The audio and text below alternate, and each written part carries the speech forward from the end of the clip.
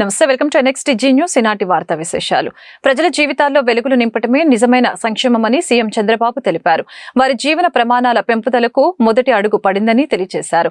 మంగళగిరి నియోజకవర్గం పెనుమాకలో పింఛన్ల పంపిణీని ప్రారంభించిన అనంతరం మజీద్ సెంటర్లో నిర్వహించిన ప్రజావేదిక కార్యక్రమంలో గ్రామస్తులు లబ్ధిదారులతో ఆయన మాట్లాడారు. కొత్త ప్రభుత్వంలో మొదటగా పింఛన్ల పంపిణీకి శ్రీకారం చుట్టామని తెలియజేశారు.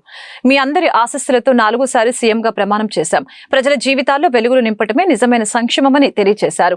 ప్రజలే దేవుళ్ళు అని ఎన్టీఆర్ చెప్పారు. ఆయన స్ఫూర్తితో మా ప్రభుత్వం పనిచేస్తోంది. పేదలపై శ్రద్ధ పెడతాం, అనునిత్యం వినూత్నంగా ఆలోచిస్తాం. ఆర్థిక అసమానతలు లేని సమాజం చూడాలన్నది నా ఆలోచన. దివ్యాంగులకు పింఛన్ 6,000 చేశాం. వారికి చేయూతనివ్వటం సమాజ బాధ్యత. నిత్యావసర వస్తువుల ధరలకు కళ్లం వేయవలసి ఉందని సీఎం చంద్రబాబు పేర్కొన్నారు. అప్పులు ఎంతున్నాయో ఇంకా నాకే తెలియదు. ఎతుకుతున్న రికార్డ్స్ అన్ని, వ్యవస్థలు ఎక్కడున్నాయో నాకే తెలియదు. అధికార యంత్రాంగం మొరేలు కూడా దెబ్బతినింది. బయట వాళ్ళు వచ్చి పెట్టుబడి పెట్టాలంటే భయపడే పరిస్థితికి వచ్చేశారు. మళ్లీ ఈ దుర్మార్గుడు వస్తే ఏమవుతుందని భయపడిపోయే పరిస్థితికి వచ్చారు. అంటే ఇవన్నీ కూడా ఒక రాష్ట్రం యొక్క బ్రాండ్ కూడా దెబ్బతినింది. ఎంతో మంది ముఖ్యమంత్రులు చూశాను నేను. చాలా మంది వచ్చారు, చాలా మంది ఓడిపోయారు, చాలా మంది వెళ్లారు.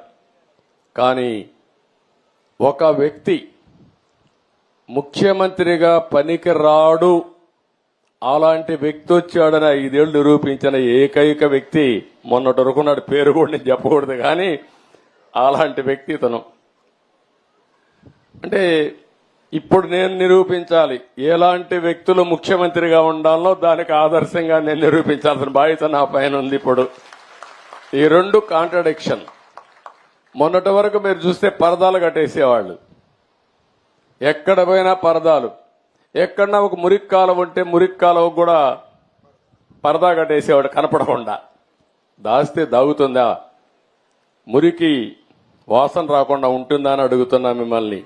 సమస్యలు పరిష్కారం చేయడానికి ప్రభుత్వాలు ఉండాలనే గాని సమస్యల్ని దాచిపెట్టి మనసును చంపుకొని బ్రతకడం లేకుంటే ఇంకొక విధంగా చేయడం కరెక్ట్ కాదని చెప్పి కూడా నేను మీకు తెలియజేస్తున్నా.